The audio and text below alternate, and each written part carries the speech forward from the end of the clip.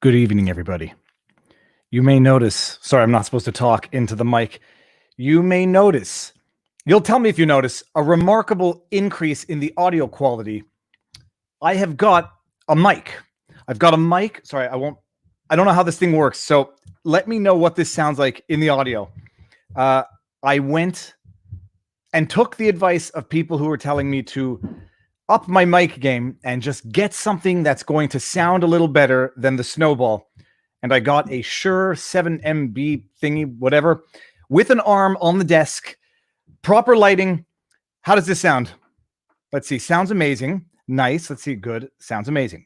Beautiful. Nice. If the levels are off, let me know. I think it's working properly.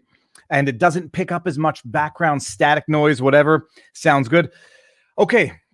Another comment I saw earlier, I want to see if I can pull it back up. Someone says, I have never seen Viva go live on a Thursday. I can't find it. Where did it go? Well, I'll see if I can get it.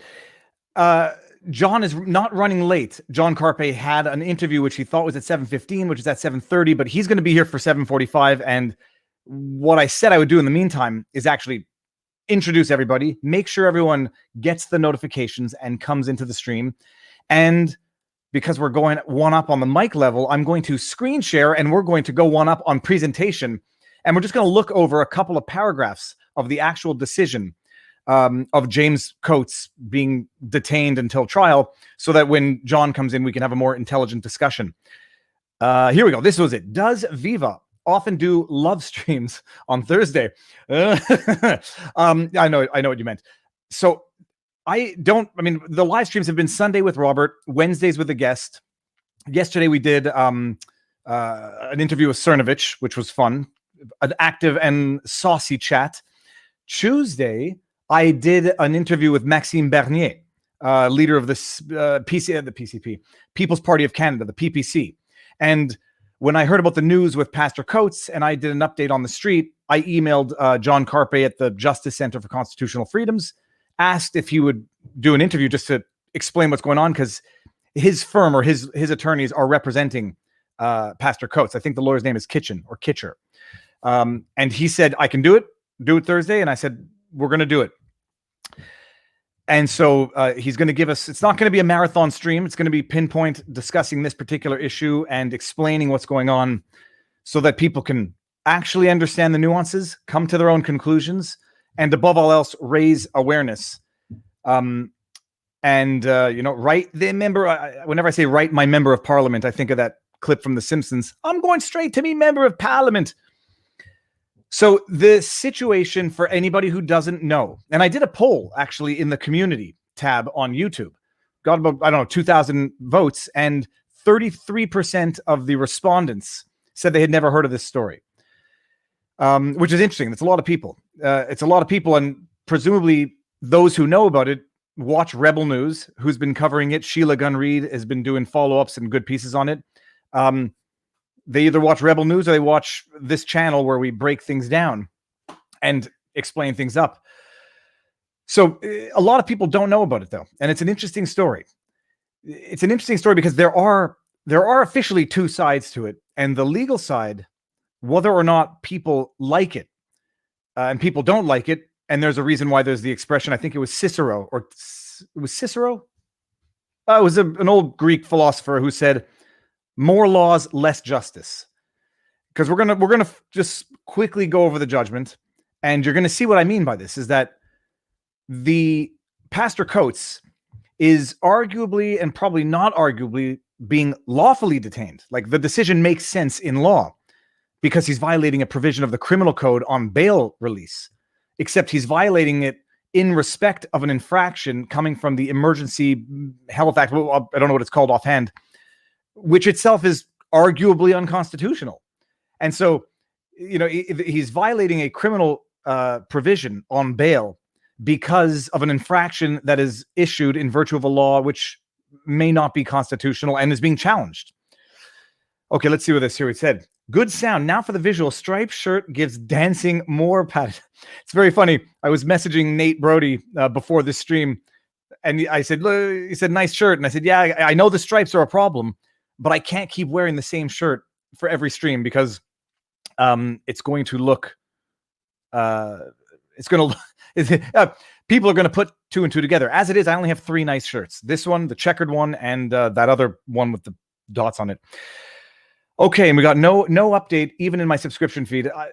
I'm having problems with YouTube. They tell me it's make sure all of you are subscribed. You're subscribed. Make sure all of you have your notification bells on. The whole thing is, it's nice to have the notification bells on, but if YouTube is not recommending this to people who are not subscribed and receiving notifications, kind of makes for difficult growth. All right, so let's see what we got here. Alex Dallas says, enjoying the stream, hit the like button. So we're going to talk about Pastor Coates tonight. John Carpay, who I did a stream with a while back. If you haven't seen it, go watch it because it's a great one. Is going to talk to us a bit about it. And maybe we'll probably get on some other issues as well. Put some questions in the chat and I'm going to get to as many as I can. I don't think we're going to be inundated with super chats, but in the event that I miss a super chat, forgive me in advance. And if it's going to upset you, if I miss a super chat, don't give it. I don't like people feeling bad, but thank you for the support regardless. Okay, so let's see here. We got Viva. Canadian attorney Rocco Galati has been making more public statements concerning the legal ramifications of this COVID fiasco. Please interview Galati on a Wednesday or Sunday. That would be good. And Barnes would go there. Now, the only problem is I think we might have to bring him in on a Sunday because our Wednesday schedule is booked to the end of April. But I'm going to reach out to Rocco. I'm sure he would like to come on. I was in discussion with a bunch of people for some of the Canadian suits. Okay, so let's bring up this suit. Now I'm going to go screen share and I'm going to see if I can do this. We're just going to walk through some of the most relevant paragraphs. It's not particularly factually complicated. Here we go. Now I can't see what we're doing as I'm doing this because I only have one screen, but I presume you can all see the decision. Here's the decision. This is what it looks like. You get it from Canley, which is, I forget what it stands for. Something legal research, legal institute. Queen's Bench of Alberta, Her Majesty the Queen versus James David Coates. Relevant paragraphs start. Oh, you can see me now, so I have to make sure not to pick my nose. So here we go. I mean, basically, the facts start at the history, paragraph 4. The history as disclosed in the transcript of the February 16, 2021 proceedings is that, as alleged by the Crown from March 25th through January 21, Alberta Health Services investigated complaints against the Grace Life Church, of which Mr. Coates is the pastor, of non-compliance with COVID-19 measures pursuant to the Public Health Act. In December 2020, it is alleged that an email was received by members of the church that they intended not to follow the restrictions. All right, so we can skip a little bit further. Let me just see where the relevant paragraphs are. Let's get to the argument. So bottom line, let me just bring this down. Now, the bottom line is that the church was not respecting the COVID measures that were imposed under the Public Health Act. They got some warnings, and then they got 2 tickets under this act. Let's go to paragraph 10, or it's paragraph 7 says, on February 7, Mr. Coates was charged on an information alleging 2 breaches of the CMOH orders, one relating to being over 15% capacity, the second on improper distancing. He was arrested and released on a promise to appear with an undertaking that he comply with the orders going forward. He didn't comply with the orders. He didn't sign the orders, whether or not that's relevant, but he didn't comply with the orders. And then on a subsequent release, he refused to undertake to abide by the orders. And the arguments that he raised are the following. Paragraph 11, Mr. Kitchen is from the JCCF, who represents Pastor Coates, submits that Mr. Coates is unable to comply with orders owing to what he calls a strong and literal interpretation of the Holy Scriptures. He submits that those scriptures command Mr. Coates and congregants of Grace Life Church to meet in person physically. They command that they gather as the whole church together, that they do not cover their faces when they are worshiping, and that they minister to each other in ways that make them unable. And that they minister to each other in ways that make them unable to comply with the distance orders. Okay. Mr. Kitchen states that Mr. Coates does not engage in non-compliance lightly. He states that Mr. Coates follows government orders. Also argued that there's no demonstrable harm. Well, Let me bring up the other one here so I can actually see myself now. Those are the arguments, and I see John Carpay, and so I'm going to remove this and bring him in a second. Those are the arguments. Bottom line, the Crown says there's a serious risk because, as a pure matter of fact, not that it would change anything, there have not been any. Sorry, that chat has been up the entire time. There haven't been any outbreaks or any cases, from what I understood, at this particular church. But the Crown says it's a risk.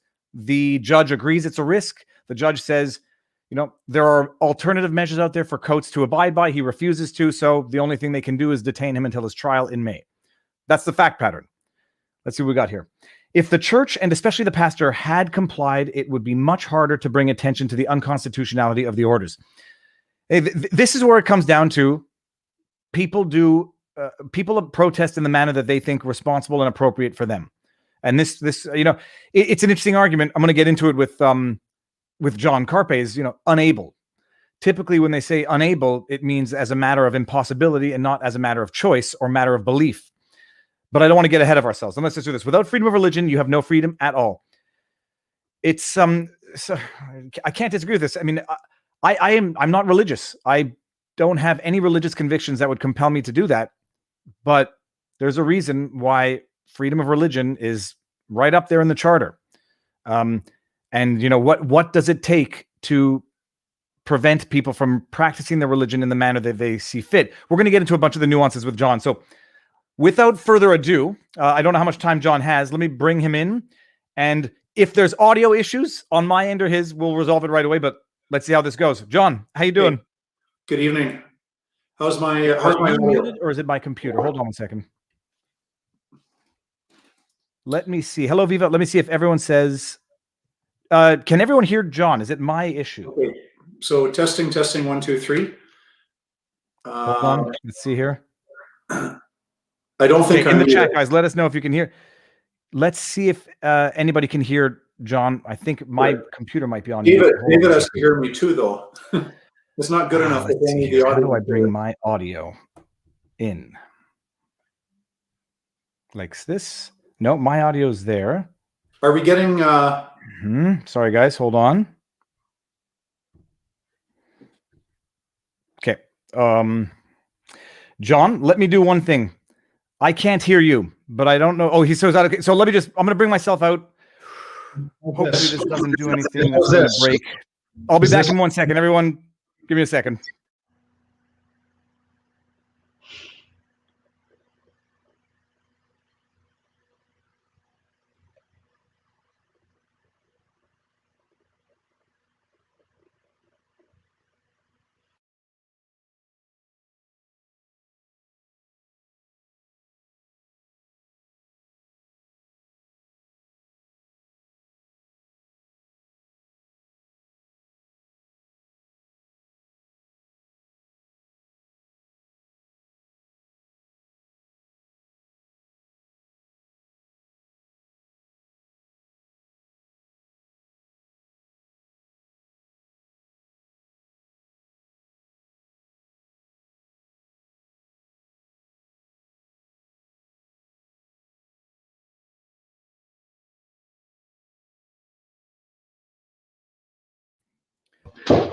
Let's see if it's on. Okay. Is the testing 1, 2, 3? Is that better? Can't hear anything. Is that better? Okay. So everyone, just let me know if you can hear John, and I'm going to figure out what the problem is. Michelle, with are you still here? I can't hear. Michelle, are you still here? Can you all hear? Testing. We hear you, John. Okay, so it's my problem. Let me just figure this out. Okay. Why can I not hear John? You have to unmute. Are you blocking your own sound? Okay. Give me a second, people. You can see that I'm sweating because I'm getting a little nervous here. Give me 2 minutes to work this out and see what the problem is.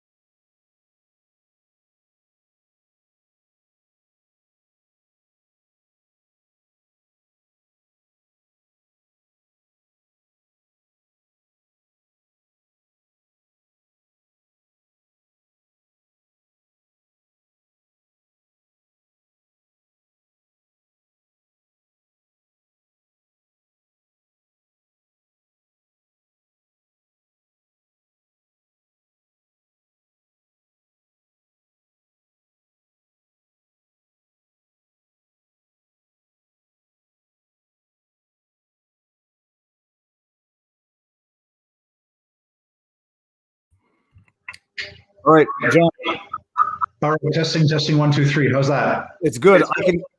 I hear a bit of a feedback on your end, but at least now I can hear you. Okay, I'm just going to try these and see if they improve things or not. Well, it's something with my new mic because I put the old snowball back in, and now I can hear you. Okay, everybody. Sorry about that. Is this better than without the headphones? It's much better, and I can hear you, which is going to make this much easier. All right, everyone in the audience. Sorry about that. I don't know what I did with my mic before, but I'll figure it out after this. It was working before, and I heard in test, but I think I might have probably turned the volume off somewhere. Anyways, we'll figure it out. Sorry for the delay. All right, John, how's everything going?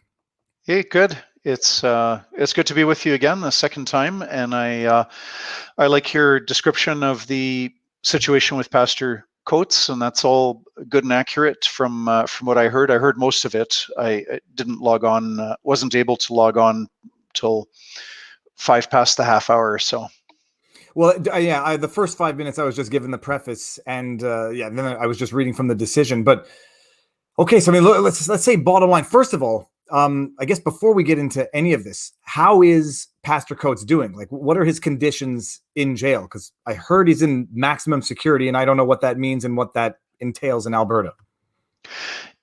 He's not. The Edmonton Remand Center is a place primarily for people that are awaiting trial.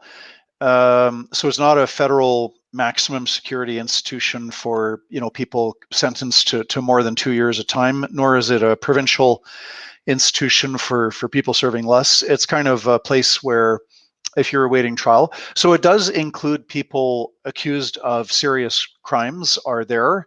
His first 14 days, he was in with one cellmate only and confined to his cell.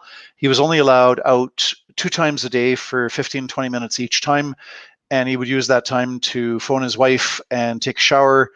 And the rest of the 23 hours and 20 minutes, he was in a cell with one other person.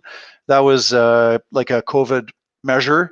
And now he's in a different situation, which I'm not able to provide the details of, but he's got more latitude. He can make phone calls. I heard that he spoke to his church by telephone because he's got some more latitude to make outgoing calls. So he's not confined to a cell for 23 hours and 20 minutes a day. So he's got a little bit more freedom, and he is in good spirits. His wife and sons and I think a lot of members of the congregation, they might be taking it harder than what he is himself. He's a very principled, very courageous individual, and I'm told he's in good spirits. He's not happy about the situation, but he's prepared to stay there as long as necessary. And we've got some legal stuff that we are working on. No public announcements yet, but our one of our lawyers is in negotiations with the Crown, and we're talking about things. So we are actively working on ensuring that he's not going to stay in jail for another 8 weeks until his trial taking place May 3rd to 5th. Okay, so I mean, that's good to hear. It's an amazing thing because I've never been to jail. I know what it looks like, but the basic things you take for granted, like having a cell phone or having access to internet, where from what I understood in the first 2 weeks when it was the COVID quarantine protocol, I read, and Sheila Gunn Reid from Rebel basically implied or suggested it was basically like solitary, maybe a little better, but not much better. And I you can have all the faith in God that anyone can possibly have, but that cannot. It's got to be amazingly difficult, beyond difficult. So I mean, let's start from the beginning. Just a reminder that half of the Bible was written in prison. All right. I mean, let's start from the beginning of this. So, the Grace Life Church. For those of us who don't know, I mean, what kind of church is it in terms of denomination? It is an independent evangelical church. They would describe themselves as a Bible-believing church. They are not affiliated with any of the well-known denominations. I mean, they're not Catholic, Lutheran, Pentecostal, Baptist, so on and so forth. So they're independent, evangelical, Bible-believing church, and Packed every Sunday since Pastor Coates has been in jail. We'll get to the Streisand effect afterwards, actually. So how big a church for those of us who are trying to envision this? Is this 100 seats? Is it 1,000? Is it 50? I would say it's a medium-large church as far as churches go. I think there's, full capacity is 300, 400 people on a Sunday, and that's what they're holding there. They do have some segregated sections for people that are vulnerable for COVID or living in fear of COVID. They do have a section, kind of a balcony, where you've got the plexiglass and the mask wearing and this and that. But the rest of the congregation since July has not gone along with the health orders because they're not supported by science. And of course, we can hit on all of those different issues about, Statistics Canada telling us that death rates in Canada in 2020 were very much in line with 2019, 2018, 2017. So this is not the unusually deadly killer that the politicians want you to believe that it is. And, the science on asymptomatic spread is that healthy people are not spreaders of the virus, so we don't need the masks and social distancing. I have asked the Alberta government repeatedly, show me the science that on which you base your belief that asymptomatic people are significant spreaders of this virus. I get no response. We get told by government that their policies are scientific and evidence-based, but when you actually ask them, well, what is that science? Could you produce that, please? Well, then you get stonewalled. No, I mean, I've seen what they've said in Quebec. I'm going to push back on one thing in a second, but I've seen what they said in Quebec, based on science. But meanwhile, Horatio Arruda says that there's no science to support a COVID to support a curfew to stop the spread of the virus. But so I had this discussion about the excess deaths. I was calling it surmortality, but people were saying that's the French version. Excess deaths. 2020 had, I don't want to make a mistake on the numbers, I think it was 300,000 compared to 278 for the previous year, 268 for the year before. So there was a greater number excess deaths in 2020, but factor in the year-over-year increase because of population growth. The difference was actually, I won't say minimal, but maybe 4,000 or 5,000 excess mortality year over year, factoring in standard growth. But there was as big a jump between 2017 and 2018 as there was between 2019 and 2020. So the pushback is there has been an increase. The only question is going to be whether or not anyone will, even if that increase is directly causally related to coronavirus, if that increase is so substantial to justify what's been done. But yeah, tell me if I'm wrong on those numbers, because I know you have your nose deeper in it than I do. Well, you're right that the Canada's population, the last 50 years, probably since 1867, Canada's population is getting larger every year. Maybe it shrunk a little bit during some of the years of World War I and World War II with a lot of soldiers dying. But generally speaking, so the more people you have, the more people that you have dying. So a slightly larger number of deaths each year is to be expected. The other big factor is that we have an aging population. We've got much lower birth rates. So every year, the average Canadian population gets older. So you have a larger and larger percentage of Canadians over the age of 80, over the age of 70, and so on. And so it's also normal that you see death increases for that reason, is that we have an aging population. So there's nothing dramatic about some big increase in the death rates when you look at the trends in the last few years. The other interesting thing was that in December, we released a report called Flying Blind. It's on our website, www.jccf.ca. Now, at that time, we were using data only to the end of August, because Statistics Canada they get their info from the different provinces, and so the info is continually, gradually being updated. At the end of August, there were over 10,000 fewer deaths from cancer, stroke, heart disease, and influenza compared to 2019, and there were 9,000 COVID deaths. And so what we see is just a change in reporting, because now this is the COVID's the big thing, and everybody dying with COVID in their body is deemed to have died of COVID. And there's a lot of pressure, social pressure, political pressure to up those COVID death numbers. But one thing that is going to be hard to fudge is, the total global death numbers, and those are not going up. But I find it very interesting, and you could say disconcerting, that in the first 8 months of the year, you see that data where all of a sudden we've got this, 10,000 person drop in deaths from cancer, heart disease, and stroke, and 9,000 COVID deaths. And the other thing that the provincial data tells us is that 3/4 of the COVID deaths are elderly people with 3 or more serious comorbidities like cancer, heart disease, emphysema, and so on. So this is a disease that is a threat that will shorten by several months, or perhaps 12 months. It will shorten the lives of people who are already sick and elderly. So that's a fact. But the fear-mongering is driving the entire population into a state of fear, when in fact, roughly 90% of us have nothing to fear from this virus. Yeah, there's no question about that. I'm looking through the chat. Some people are saying, the numbers are not true, or some people rightly pointed out what the stat that you just pointed out is some deaths are going down precisely because what is triggering the death, whereas it would have been heart disease or cancer, is now arguably a COVID. And so the correlation you're describing, I've seen it. It's going to be a question of argumentation, but it is. One can put 2 and 2 together if they want to make that argument, and you're going to make it, and it's not a bad one. As far as the church goes, I'm under the impression they haven't had any cases in this church. Well, on their own website, the first thing that pops up, I guess if you Google Grace Life Church Edmonton, Grace Life by itself will pull up a lot of Grace Life churches all around the world, but Grace Life Church Edmonton, Canada.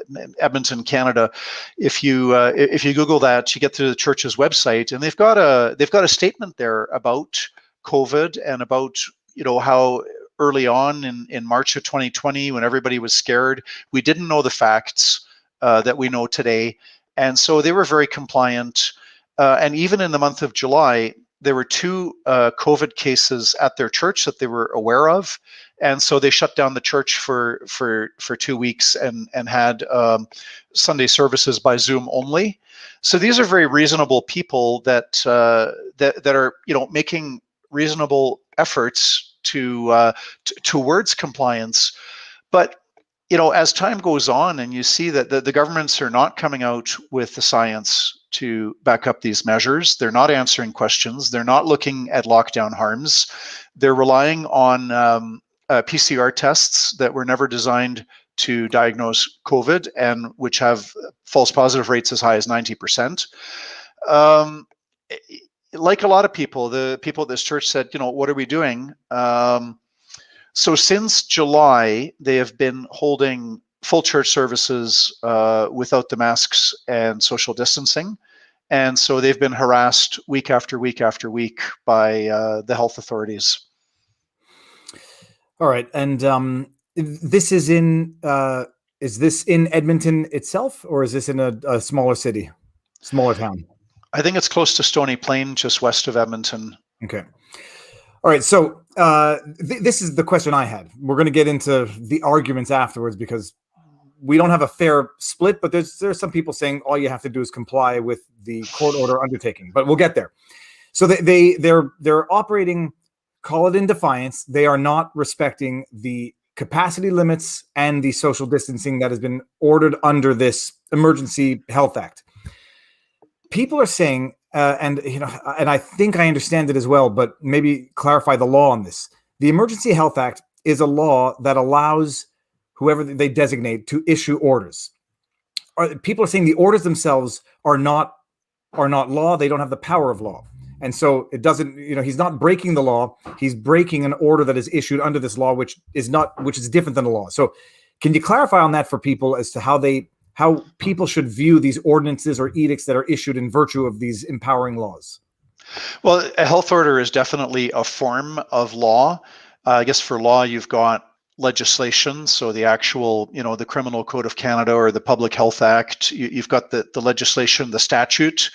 You also have regulations passed by the cabinet. So the premier and cabinet ministers have got the power to create all kinds of regulations under just about every, Transportation Act, Health Act, Education Act. There are minor things over which the cabinet has authority. So those cabinet orders are also laws. And currently the health orders issued by the chief medical officer are also laws. So they are laws of a sort. But the big question is, are they constitutionally valid? And in other words, do they comply with the Canadian Charter of Rights and Freedoms, which legally gives us freedoms like the freedom of conscience, of religion, of association, of peaceful assembly, or when you get to the federal hotel prisons, the freedom not to be locked up arbitrarily, the right to counsel, the right to be presumed innocent until proven guilty, the right to a fair trial. So all these rights and freedoms are set out in the charter. And a law is of no force or effect to the extent that it unjustifiably violates one of these charter rights and freedoms. I don't know if that's clear as mud or if that makes sense. No, it makes sense. It'll eliminate the talking point. And I say not talking point to be demeaning. The misconception that a lot of people have is that these empowering laws like the Quarantine Act or the Health Act in this case empower agents to issue certain rules or ordinances or decrees or whatever, and they do have the force of law. The only question is, are they constitutional, and what happens when you challenge them?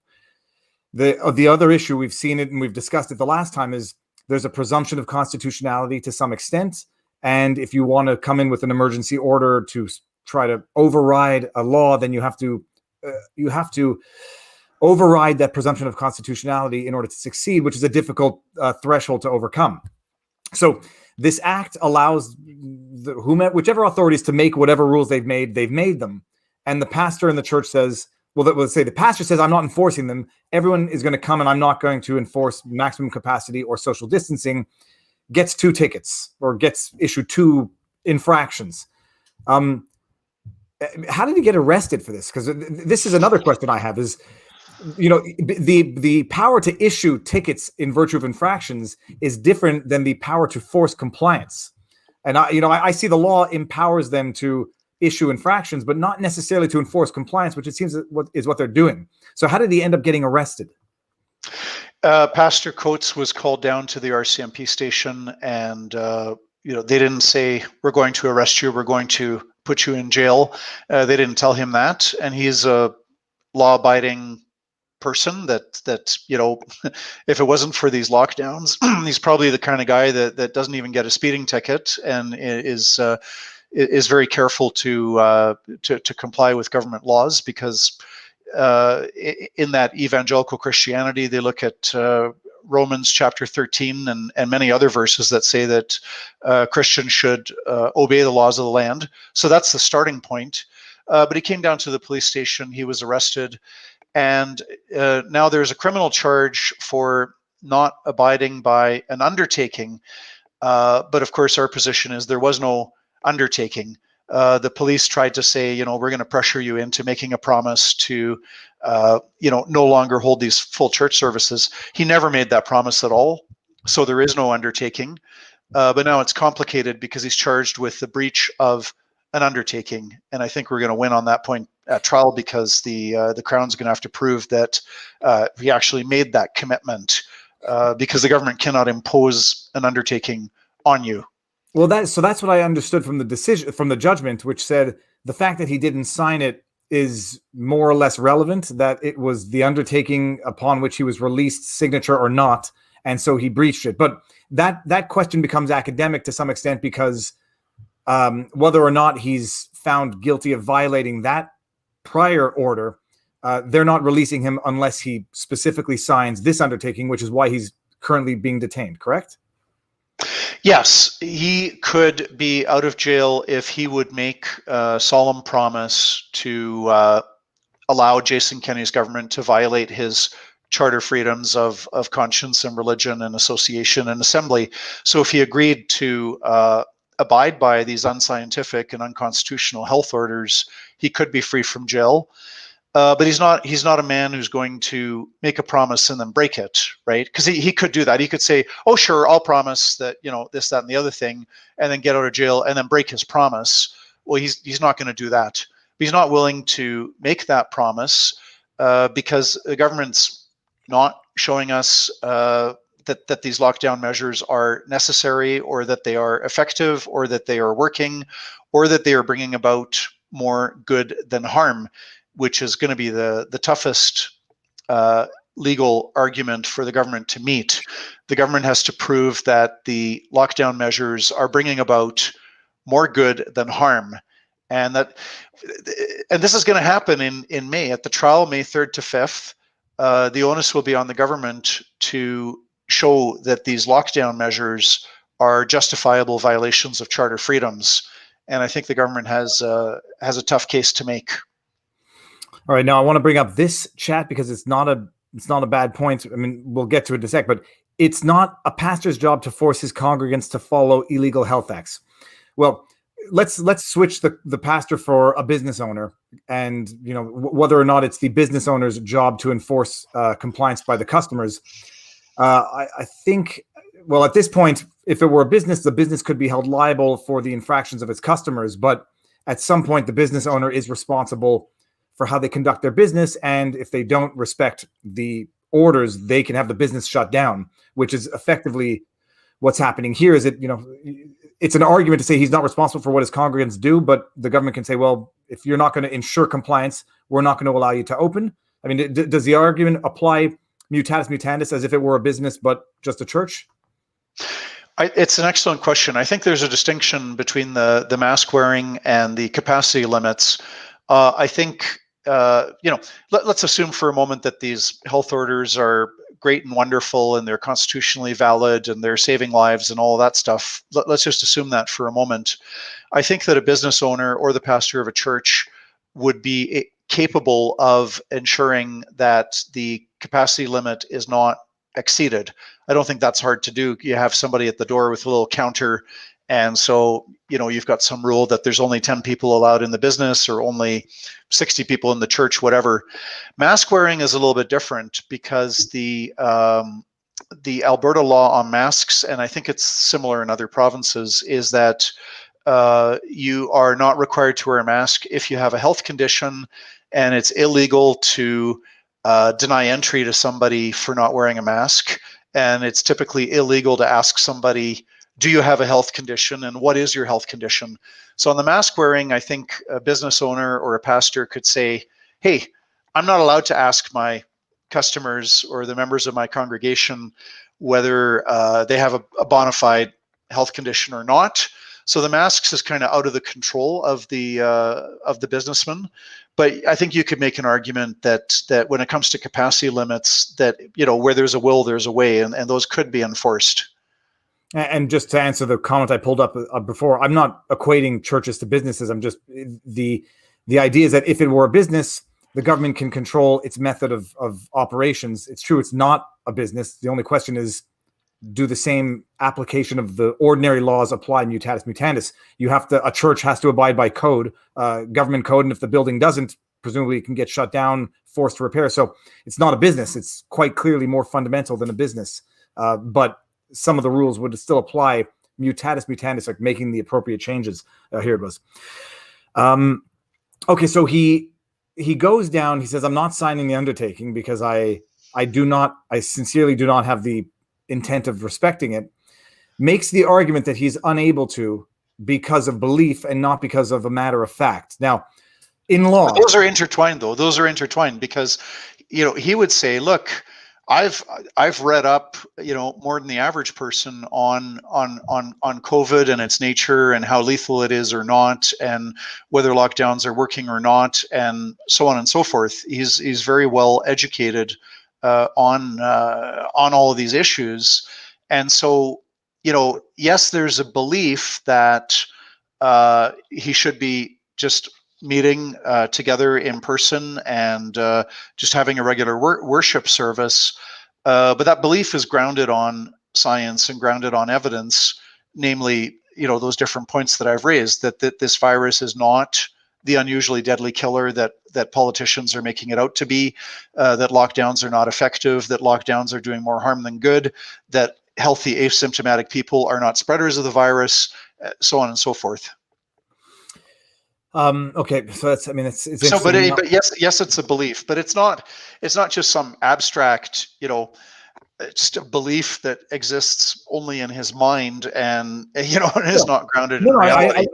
I appreciate the argument. It's a fundamental religious belief. Now, but being a judge, or I can imagine the judge looks at this and says, when in cases where you are unable to abide by a court order, and I can think of examples where it might be based on a belief, where if the court order says don't go within a certain distance of something, and you were unable to because you didn't know that was within a vicinity or whatever, there a mistaken belief or a belief could be the basis for the inability to abide by a court order. But in this case, I mean, he's basically saying my religious beliefs caused me to be unable, but in a spiritual sense, not a physical sense. And the judge did not withhold that argument. I think there's an analogy there with the situation of St. Thomas More in the 1500s, who was locked up in prison for refusing to recognize King Henry VIII as the head of the church in England. And so they passed a law. At first he was silent, and silence is consent. And the king and his friends figured that out. So they passed a law that expressly required Thomas More and everybody else to state, I agree that King Henry VIII is the head of the church in England. And at that point, he said, I cannot. I mean, he had the vocal cords, right? But he said, like, I don't agree to that. I don't agree that this king is the head of the church in England.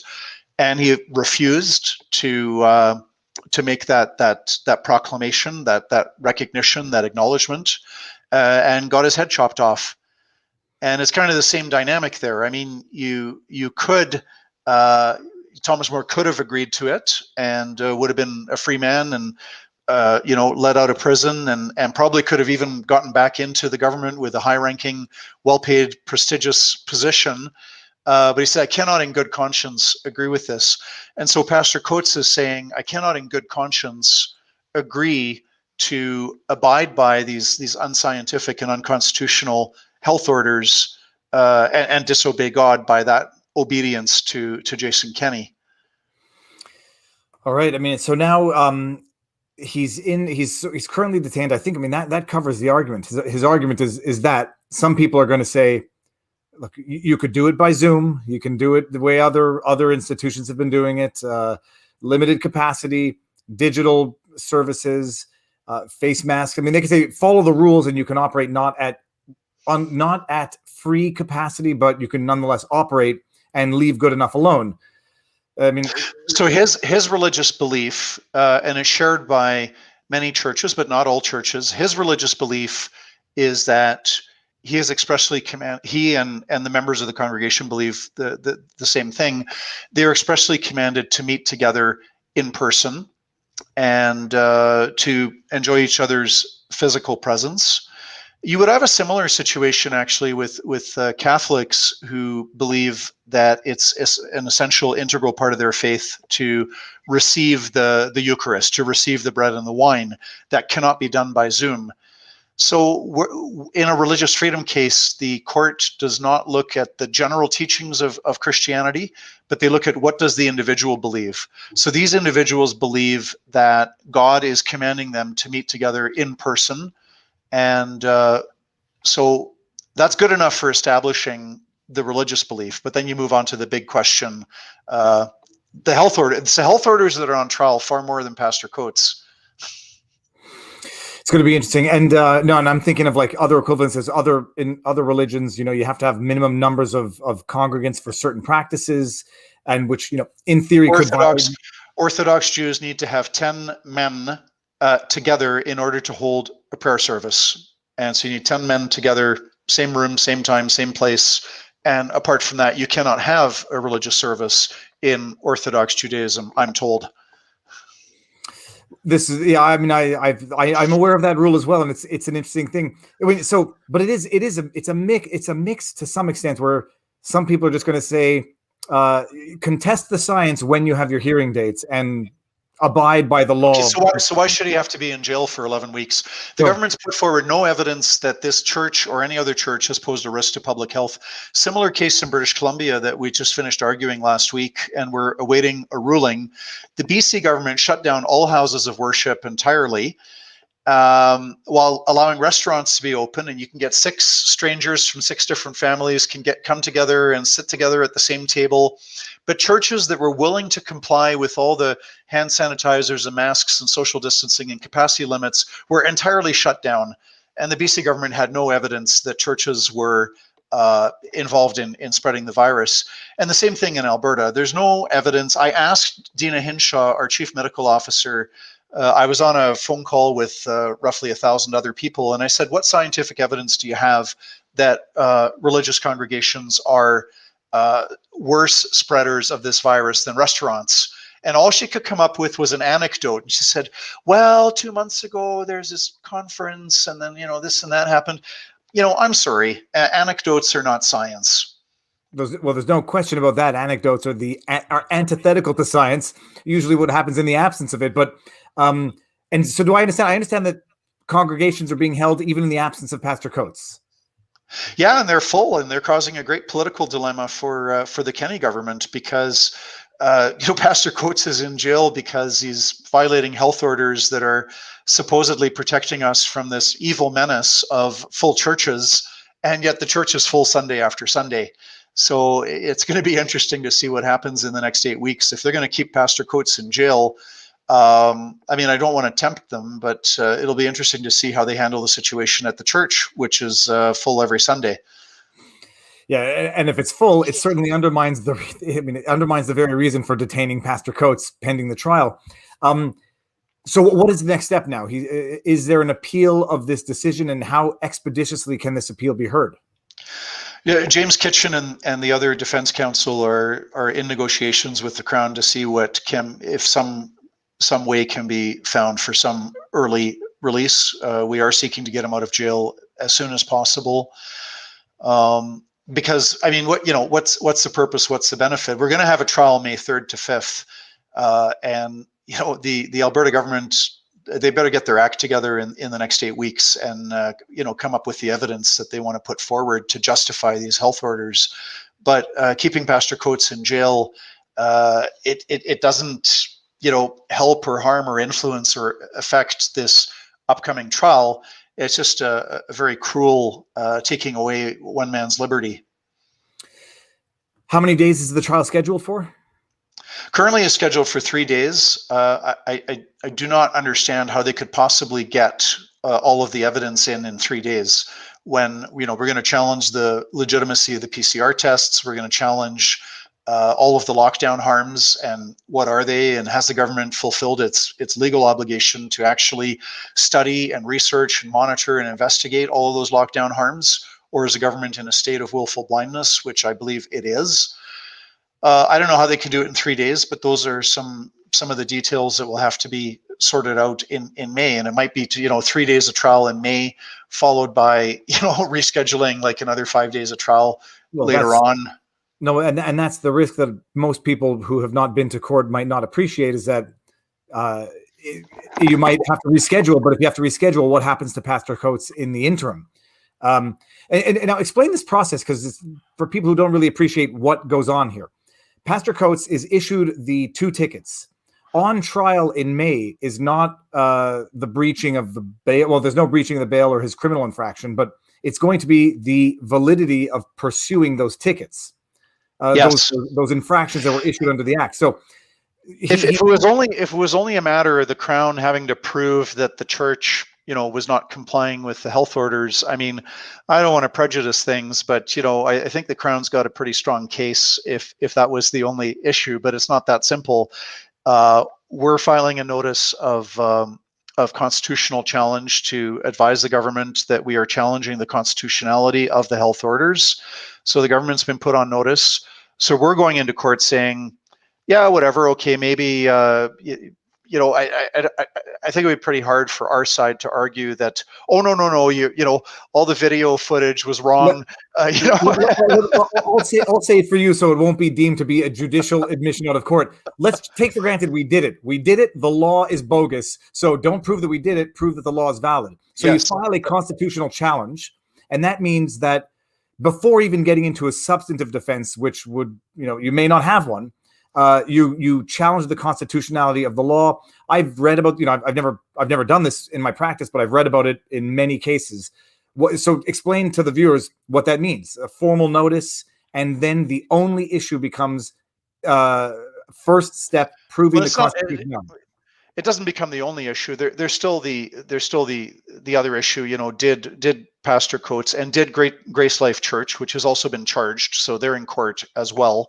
Did Pastor Coates, did Grace Life Church violate these health orders by exceeding capacity limits and not adhering to social distancing, etc.? So that's one question, but I think most people know which way the wind is blowing on that.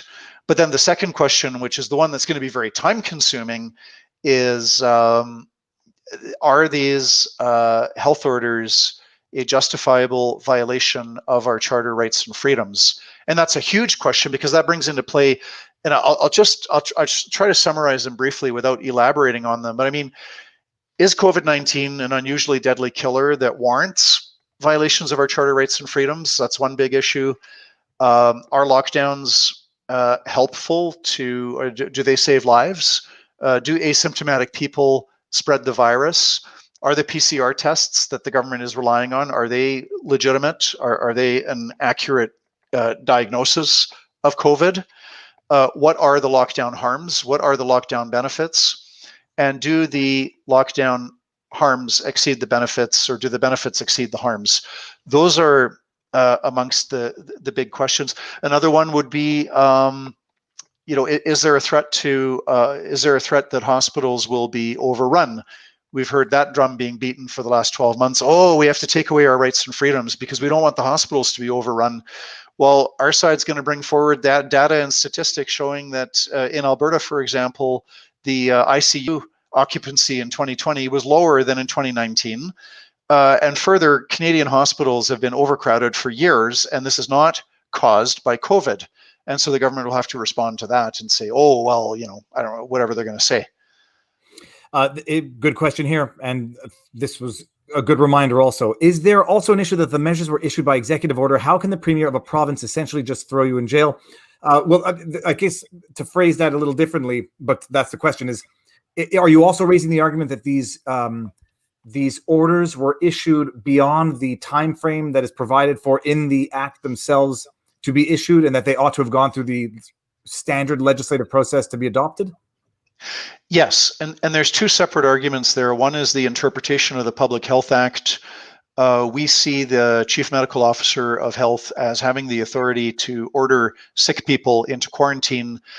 We don't believe the Act gives her broad powers to impose all kinds of harmful restrictions on 4.4 million Albertans. So there's a misinterpretation of the Public Health Act. And then the other big constitutional argument is that under Canada's, there's more to the Constitution than just the Charter alone. There are constitutional principles that have to be adhered to, such as the rule of law, and democratic accountability is a constitutional principle, and the separation of the legislative or lawmaking power and the premier, the cabinet, the executive carrying it out. Those are supposed to be distinct and separate. So here we have an unconstitutional situation where you've got the entire province is being governed by laws that change on the fly every week, every month. The law changes, issued by an unelected, unaccountable chief medical officer, and none of these laws are reviewed or approved or voted on by the elected members of the Legislative Assembly. And so apart from the Charter, this is a fundamental constitutional problem, because the way we're supposed to function under the Constitution is that laws are passed by elected members. And so you have some accountability, you have debate, You have first reading, second reading, third reading. You have opportunities for the opposition to ask for amendments, or for government representatives to ask for amendments. You have a process there. You have some transparency. You have opportunities for input by the public, who's going to have to live under these laws. Everything I'm describing is democracy. We don't have democracy in Canada when you've got these chief medical officers that are effectively running medical dictatorships in every province. And so we're also raising that in our court cases, that apart from the charter, this is a violation of the democracy requirement of Canada's constitution. And it's because, and this is Miss Kingachua. I thought the Health Act was supposed to have clearly defined time limits. My understanding was that the orders issued in virtue of these emergency health acts, 10-day max, renewable for a maximum of 30 days. The rationale being, and this is something I've discussed with Robert Barnes on our streams, is the rationale is that if you have 30 days, within 30 days, you have enough time to put a law through the standard legislative process with a minimum degree of public debate, scrutiny, etc. That these emergency measures were for when you just don't have time. But if something lasts longer than 30 days, you have the time, and that's the process. And that was one of the bases of, I think, some of the constitutional challenges out of the States and out of Canada as well. Well, and you've got situations now. This is so undemocratic. In Saskatchewan, you've got the Saskatchewan Party is the government party, the party in power, and you've got the NDP in the opposition. There's a good third of the Saskatchewan Party elected members of the Legislative Assembly that are against lockdowns and want to see them removed entirely, or at least lifted in part. They're not even allowed to speak publicly on this. They can only talk about it privately within the Saskatchewan Party caucus. And it's the same in every province. These measures should be debated. And I'm thankful that in Ontario, for example, you've got at least 3 provincial members of provincial parliament that are anti-lockdown, that are on the opposition benches. It opens up some debate, because debate is good, because if we all think alike, nobody thinks very much. Now, some people are saying that the Crown is going to drop the charges. We've seen in other cases the Crown elects not to pursue the charges. That gives me 2 questions. First of all, I think they set up enough of a political pickle here that they can't just drop the charges. But from hypothetically, if they do drop the charges tomorrow in a week on the eve of the trial and Pastor Coates is released, does someone in Pastor Coates' position have any remedy against the Crown for a detainment leading up to the dropping of the charges? Yeah, it's a good question. I don't know the answer. I don't. My guess, and it's only a guess, is that certain, potentially, hypothetically, a person can sue for wrongful detention, wrongful imprisonment. I believe that cause of action exists in civil law, but I won't comment on whether Pastor Coates would have a strong case or not on that front. But I do believe that it's possible in civil law to sue for damages for wrongful imprisonment. Because I know the argument is always going to be, we dropped the 2 underlying infractions, but he was being detained for violating a bail term under the criminal code, not under the Emergency Health Act. That argument is always going to be there, and people are going to loathe the government, and they're going to loathe lawyers for making that argument. But that's what the prosecution is going to argue. And we would argue in response that there was no undertaking, because at no time did Pastor Coates ever agree to or commit to or promise to abide by the unscientific and unconstitutional health orders. So there was no undertaking. I think it's trivial, whether it was oral or signed. I mean, that's neither here nor there. But was there an undertaking in the first place? And I don't believe that a government can simply run around and impose undertakings on people that they don't agree to. But I was curious the way the judge I don't say skated around that, but got around that. He said it's established that he doesn't have to sign it. Those were the terms under which he was released, and he violated them. But I guess they learned their lesson the second time and said, we're not letting you go unless you physically sign it, so we won't have this issue. Let me bring this up. It's Theo Frastus 3.0. The problem is lack of trust. Dr. Fauci clearly lied about masks early on to protect N95s. Now we have Governor in New York who gave false data on deaths. People's faith is shattered. No question. And the lack of transparency doesn't help much. We've got, I'll give you, and I don't know to what extent your audience is primarily in Quebec or not, but here in Alberta, we've had, I don't know if it's an outright lie, but it's a misrepresentation. Premier Kenney and Deena Hinshaw issued so-called modeling on April the 8th, 2020, claiming that as many as 32,000 Albertans could die of COVID, even with lockdown measures in place. I mean, that's a higher number than the total number of deaths in Alberta every year is 27,000. And they actually said, 32,000 people could die of COVID. Okay, maybe it's not a lie, but it's very dishonest. They've made statements, and I know the chief medical officer in Saskatchewan has as well, that young people are threatened by COVID and young people should be afraid. I mean, that's a lie. John, I always say calling it a lie or just wrong is an argument of intentions, which we'll never know. Bottom line, the result is the same. It's false. It's false. Yeah. It's false. It's false. It's proven to be false. The models have all proven to be false.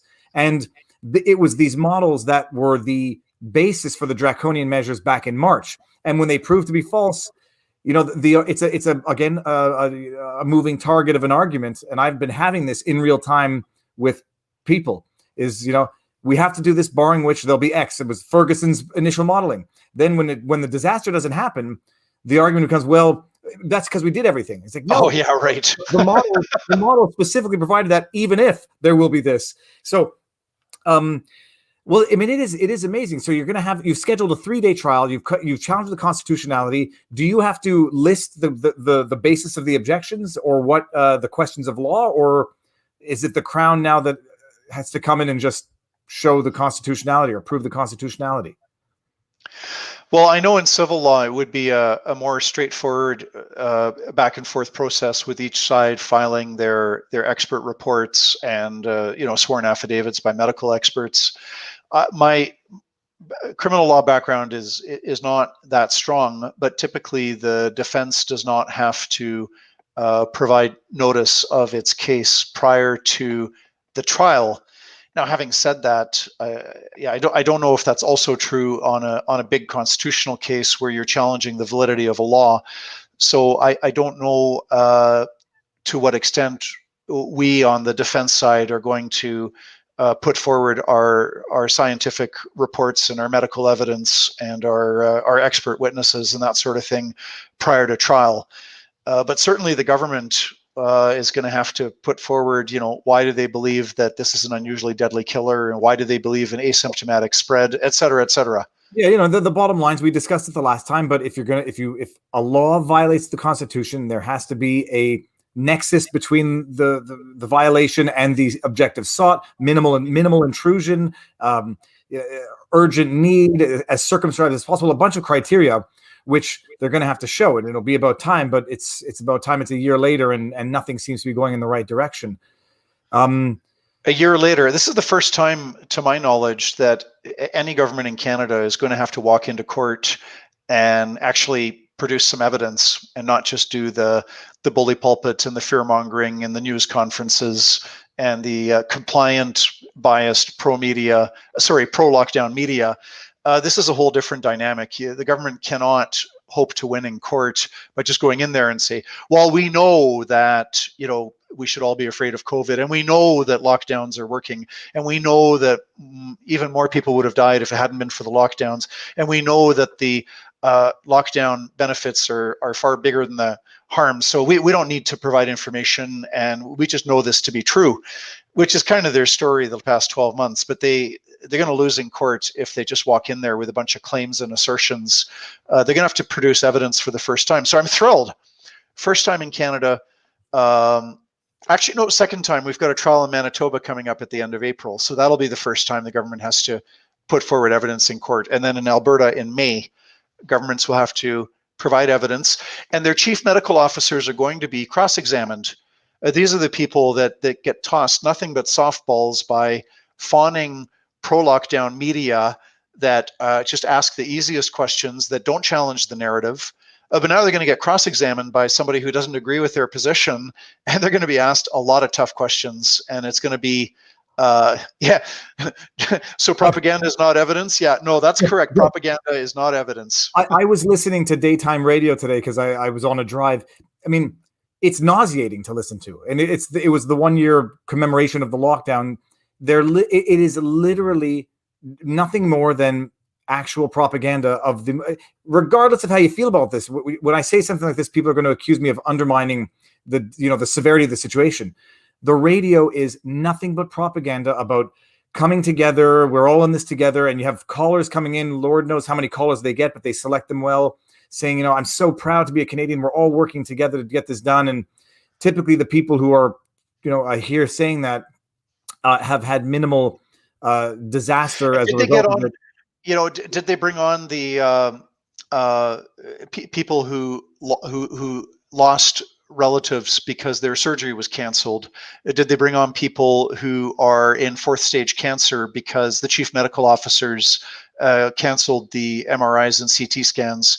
Did they bring on people who have lost relatives and friends to suicide? I bet you there wasn't a single person on the radio that was there to talk about how lockdowns have harmed them in the past 12 months, or was there? No, did you hear any? I did not hear any, and the only ones I heard were by and large people who financially were not devastated by this, and who actually don't mind the quieter life. And worse than that, I didn't hear any about people who were not allowed to be with their loved ones because of it in their final days, or who weren't allowed to mourn properly. I mean, I know somebody personally in Alberta who was not allowed to say goodbye to her mother. The medical authorities said, she's within 2 or 3 days of death, and they were correct. She did die within 2 or 3 days of that pronouncement, and she was locked out of the hospital and could not say goodbye to her dying mother because these health authorities want to, I guess, save the mother from catching COVID. I mean, it's cruel. It's inhumane. No, I totally agree. I mean, with that, I totally agree. I don't want to use inflammatory rhetoric. It's inhumane, and it's cruel and unusual punishment to tell someone, as they've done. And I've had people had to go to the hospital, not allowed to be accompanied unless you're a minor. And so spouses are broken up at the hospitals. Children are denied. Children who, by the science, 99.9 whatever of the demographic survival rate, cannot spend their last moments with their loved ones. It's torturous. Thanks, David and John, for discussing Pastor Coates' shocking imprisonment and over-the-top C-19 response, which is killing Canadians' rights and freedoms. What can you say? There was one more super chat here. Let's see this one. Viva, you have to listen to Choix Radio X from Quebec City, the only free media and pro-freedom in Quebec. I will. I mean, I lived in Quebec City. That's where I did my law degree. I listened to it then, but man, radio is painful to listen to now. Okay, so that's the next steps, John. This is Pastor Coates. In the meantime, so to reassure everybody, he's doing well. Yes. As a pure matter of fact, the church is still holding services in his absence. So I'm told. And to the best of my knowledge. And the question is going to be: does the government actually want to be seen as coming in and shutting down a church? Let me know. Surveilling them and taking pictures is one thing. Does the government want to shut down a church? We'll see. And does the government drop the charges? I don't think they can plausibly drop the charges now. I think they've dug too far of a hole. My main concern is going to be that they're going to postpone the trial and thus postpone detaining Pastor Coates indefinitely. And I mean, what do you tell people? I'm reading the chats, and there's a lot of people saying, what are the chances of finding an unbiased judge? These judges themselves are political appointments. The judiciary seems to be in bed with the politics, and what can we can't expect for anything good to come out of this. What do you say? I mean, what's been your experience thus far? Well, we need to just hope for the best. The judges are required to look at the evidence before them and to put aside their personal bias, personal belief. So even a judge who might be predisposed to believing the government narrative and the media narrative, and judging by how courts are operating, or more accurately, not operating, it does seem that the judges, or certainly the Chief Justice who makes the major decisions about the running of the court, it does appear that the judges accept the government narrative and the media narrative that this is an unusually deadly killer, and that we should all behave so as to manifest our fear of it. That said, judges are required to look at the evidence before them. So if the government's not putting forward evidence to back up its claim that this is really the deadly killer, and not backing up its claim that the government's claim that healthy people are spreaders, et cetera, then a judge is going to look at the evidence, and I think that we have reasonable prospects of success or partial success, because as you know, court rulings are not always a full win or a full loss, right? But you get a nuanced judgment that gives a little bit to each side, even though there's a technical winner, but quite often the outcome's not as black and white. All right. Well, I don't want to keep you for too long, because I know, geez, I can't imagine what you do in a day, because it's got to be endless now. Be there Saturday, March 13th at La Marche des Insoumis. Oh, okay. I'll see, actually, I love the title. Yes, the March of the Non-Submitting. Beautiful. I'm going to look into it. I know I've received the invitation, so I'm going to see if only I'll go and document, if not participate. So that go as a reporter, go as a journalist. Absolutely. I'm going to go as a legal analyst. Okay, before we leave, any updates on any other situations that we discussed the last time? And I don't know if you can discuss them, and I'm nervous to ask the question even. Any new lawsuits and any developments with Nikki Haley or other people who have been detained and sent to these quarantine facilities? So the federal court action is moving ahead, and I think our counsel, Saya Hassan, is nailing down a hearing date, and I think I saw an email that it might be in April, but don't quote me on that. So that's going to be interesting. There too, the federal government has to explain what their rationale is for locking people up in hotel rooms for 3 days, hotel rooms which do not have locks on them. We've had women sexually assaulted, and so there too, the government's going to have to show us the science, and cannot rely exclusively on fear-mongering and propaganda in the courtroom. And now the other question that oh my goodness, I just forgot it. It had to do with the quarantine. It'll come back to you. It'll come back to me. Oh, that was it. Okay. Have you seen the video of the guy, Chris Sky, who very, very buff, tattooed guy, put up a video on Instagram saying they cannot insert a swab into me. It's against the Quarantine Act. They cannot detain me. I'm going to walk through the airport and refuse it, and I'm going to tell everyone else to do it. And he does it. He live streams it on Instagram. David Menzies from Rebel Media interviewed him and covered it afterwards. Are you familiar with the facts of that situation, or not so much? Not beyond. I enjoyed watching the video. I thought it was great. I don't know any facts beyond that. I don't know if he got, what did David Menzies report? Did he get a fine, or? Apparently he got the ticket. He's going to contest it, and that was it. My only question is, I think in law, at least as relates to the swabs, I think he's 100% correct. In Section 14.1 of the Quarantine Act, it says you can be submitted to testing, but nothing that enters the body, which that swab does, and anybody who's done it knows how far it enters the body. But as far as the detainment goes, I think he's right also. It's just it's a legal opinion, which I don't want to give. The Quarantine Act, says you have to abide by the orders of any quarantine officer or designated officer. But I don't believe the Quarantine Act allows for the detainment of unaffected or non-infected vectors, or people as they call them.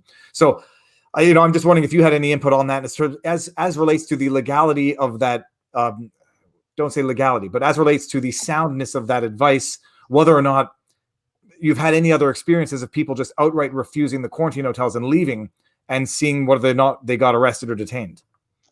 I don't have knowledge of that. I have read media reports that the gentleman you referred to is not the only person who just left the airport and said, I'm not taking any test, and that other people were doing this as well.